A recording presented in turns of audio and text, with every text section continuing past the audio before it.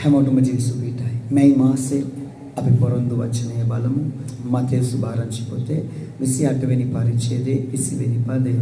මමද ලෝකාන්තිමේ දක්වා සෑම කල්හිම නුඹලා සමග සිටිමි කීසේක. මලවුන්ගේ නැගිට යේසුස් වහන්සේ තමන්ගේ ගෝලයන්ව බලලා කිව්ව අලංකාර වචනය.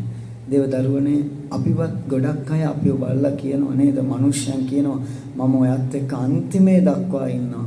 හැබැයි ඒගොල්ලන් ටික කාලයක් යනකොට අපේව අතහැරලා ඒගොල්ලන් අපිව අමතක කරලා අපිව දාලා යනවා. යේසුස් වහන්සේම නැහැ.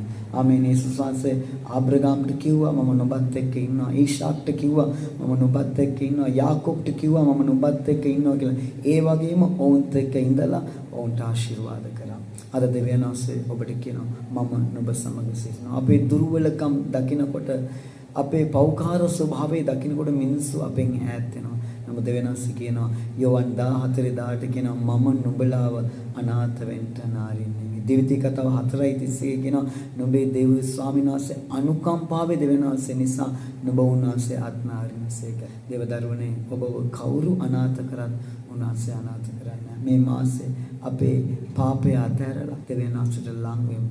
දෙවියන් වහන්සේත් එක්ක ගමන් කරමු. මාසේ ඔබට උන්වහන්සේ ආශිර්වාද කරා යාඥා කරමු. ආදරයේ යේසුනේ මේ මාසේ වචනය ඇසුව හැම කෙනෙකුටම ආශිර්වාද කරන්න සසගෙන ආමෙන්. ආමෙන්.